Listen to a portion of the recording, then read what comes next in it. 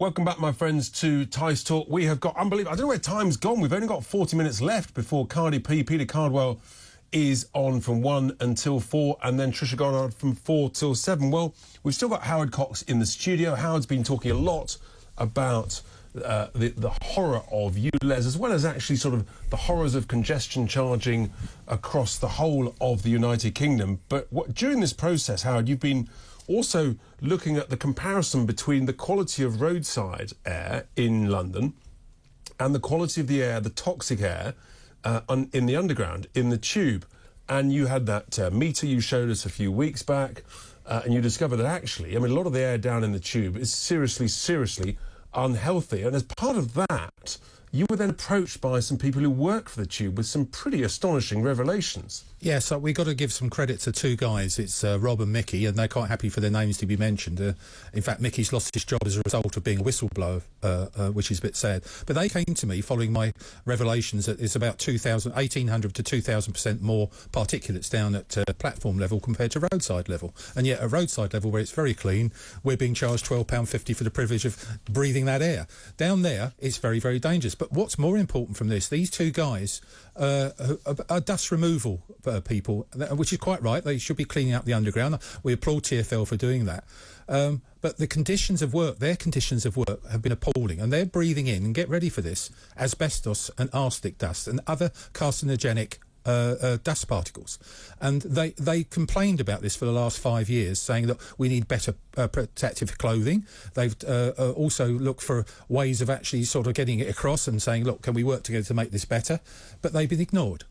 And it's gone right up to Sadiq Khan level, through TFL, even their unions. They even approached Susan Hall, the Conservative candidate, and the previous one, which is Sean Bailey. And they've asked, please, could you help us with this? So they, I mean, it's obviously, in a sense, cleaning anything is very important.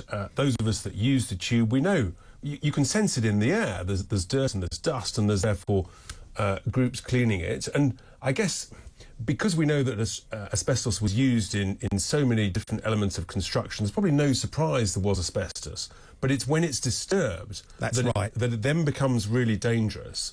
And anybody in any working environment should have the appropriate protective equipment and everything to go. So they've obviously got, essentially, they've raised it with management, and they're saying management's not properly dealing with it. Management, I guess, is saying the opposite. Well, they're actually bullying them to keep quiet about this issue. And going back, you're absolutely right. When you disturb asbestos, it becomes a dust. It moves around in the atmosphere. But they haven't got the equipment to keep it localised. And when they have asked for that equipment, it's been turned down. And they are trying to do something to improve it now, TFL, but really the horse is bolted. And one of the issues they have is that they're actually getting rid of the dust, in ordinary skips, or general waste skips, and one of the things that the whistleblowers Rob and Mickey told me is that there's been no asbestos surveys done, and that is a legal requirement. And these are the sorts of things. Now, it's important, Richard, to understand that this dust is disturbing and is going through the whole of the network. So, I mean, obviously, asbestos regulations are very, very strict. Yeah. And health and safety executive. So, and I think I've seen some correspondence where actually TFL reject that accusation and should say that. And we did ask TFL to make a comment for this programme, but they haven't. So they will reject this. But there was actually a comment in June that the mayor, Rich, I'll just read out. TFL are working closely with Imperial College and others to see if there are any concerns in relation to the air quality, I think in the tube. The good news is none of the laws are being breached at all. Health and safety rules in relation to the World Health Organization and stuff. But I think that's pretty extreme. He says, let me be clear. The evidence we have is the air in the underground doesn't breach any health and safety rules at all. I mean, based on what you saw with your World Health Organization meter in the underground, that is simply not true. It's absolutely not true. I mean, this is a complete cover-up. They're trying to deflect the fact that there's a ULEZ at roadside level. We're being charged £12.50, and everything's rosy down in the underground. It can't be. It's an enclosed space. We respect the fact that there will be dust down there. You said earlier on, just now, we walk in there, you can smell almost the particular smell, the fumes as such. That you accept to that sort of thing. But what's worrying is asbestos asbestos and other carcinogenic material, particulate matter. And these guys, I promise you, I've got 200 pages of documentation of correspondence between unions, Sadiq Khan, TFL with these guys. And I'm sorry, they are right. They've been forced to work in conditions that are damaging their health. And that obviously is a very serious allegation. I repeat that TFL and have rejected this, and you're always going to have that issue with employment disputes. But yes, asbestos regulations are very serious. But the other issue that I've got is you talk about roadside air quality, but of course there's a lot of vents coming out of the tube. Essentially exhaling the air in the tube, essentially along the roadside. Is there any testing or evidence as to the quality of that air coming out and the impact that might have in the surrounding area by that vent? No, but we're working on that. I've actually done one here, just round the corner from these studios, the Shard Tower, just here, round the back of here. And I've stood here with my trusty meter, and there's no doubt about it. The quality of air is not very good at all around those vents. As you walk away 10, 20, 30 metres, the air quality improves. It is trying to be forced upwards. That's what the vents does. But fundamentally, there is stuff coming out. And I repeat, there's probably asbestos particles coming out. It's unbelievable. So, in summary, to conclude, Howard, on this really important topic, the state of the toxic air in the tube, what would you like to see to happen? Well, I think it's only right, and I hope the mayor and the next mayor, and I hope that's me, we're called for an independent assessment of the quality of the air down there. We've got to keep it away from government, got to keep it away from politics. We need scientists down there, proper scientists, not paid-for scientists like the Imperial College. They got £1 million out of Sadiq Khan, don't forget. They've got to be independent. They've got to be absolutely independent, and we look at the impact of vented emissions on surrounding roadside air too, not just down there. The whole impact of what the tube is doing to our environment. I think that's right. I think we need an independent assessment of the air quality in the tube. Yeah. And look, we know it won't be as good as being out of the countryside or being on roadside. We know that, but actually having a genuine understanding, and then when you've got that comparative, for those who are using the tube daily, going to and from work or whatever, what's the impact? Someone suggested to me that if you commute 4 or 5 days a week on some of the tube lines, it might be the equivalent of smoking a pack of fags a day. I mean, I don't know if that's right or not, but this is the data we need, isn't it? Exactly that, and that independent assessment will actually come across. And we know what's in smoking, we know what the particles in there. That's the tests galore and that sort of thing. Why can't we do the similar thing by taking it not just at one platform level? We've got to do it at about 400 or 500 different points right in the tunnel and right where it comes out, and where the hazardous waste is actually disposed of as well. Absolutely right. I mean, these are serious issues that we've raised today. It's a serious call for an independent assessment. I repeat that TFL have rejected the allegations from those employees, but this is really important. It's about our health, it's about the air quality.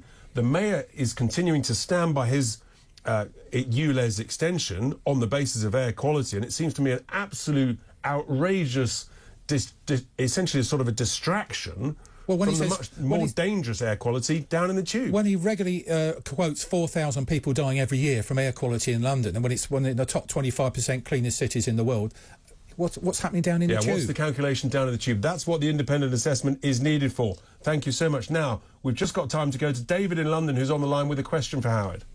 Hi, Richard and Howard. It's about electric vehicles. OK. Even if electric vehicles were affordable and there were plenty of charging points, driving is too difficult now because they've cut road space in half and are continuing to cut ever more road space with clean air zones, etc. So there's likely to be a serious shortage of cabs in future because drivers will give up as the job is too difficult. You're absolutely right. I mean, it's not really a question. It's Hello?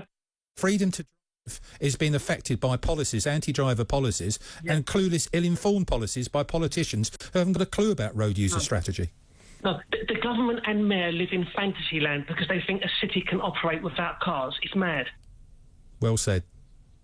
Thanks. Unbelievable. David, great call. Thank you very much indeed for that. It's just madness, so much madness. I need to do a show with some positivity, but it's quite difficult at the moment. Let's head to the West Midlands. Chris may have some positivity for us. Hello, Chris. Hi there, Richard, and hello, Howard. Hello. Howard, directly to you, as you mentioned just, well, a bit earlier, that they're improving engines all the time. Yes. One thing that's gone unnoticed is the diesel engines, especially the injectors. Yeah. Yes. Now, years back when they invented the diesel engine, it had just one hole in the jet, in the nozzle, Yep. in the injector.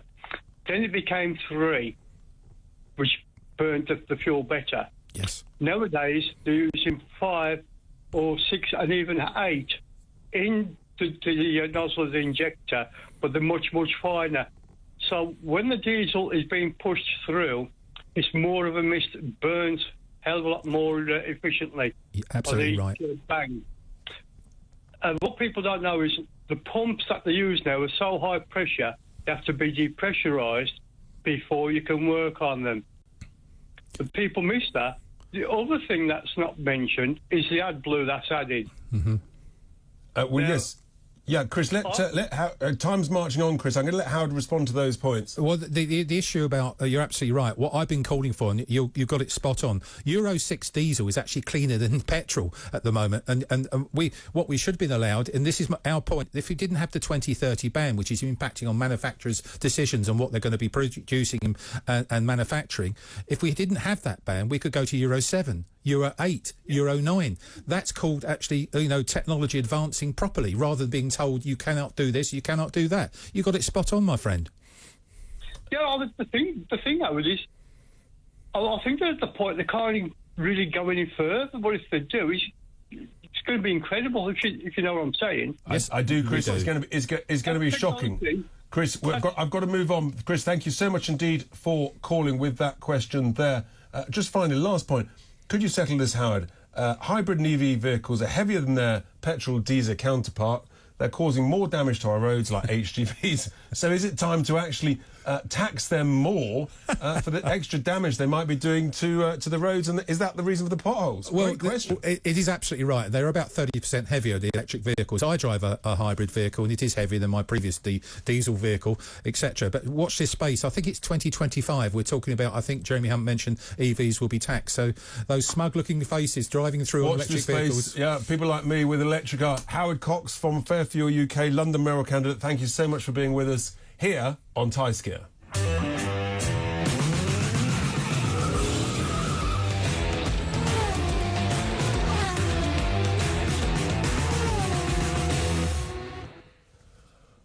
Well, there we are. That was Howard Cox. So much to talk about there, about the air quality, about what's really going on in the tube in London. This is the serious stuff. And as I say, repeat, we're calling for an independent assessment of air quality in the tube so that everybody knows. We keep being told, follow the evidence, follow the scientific data. Well, I tell you what, let's have the data, please. Mr. Mayor, thank you very much.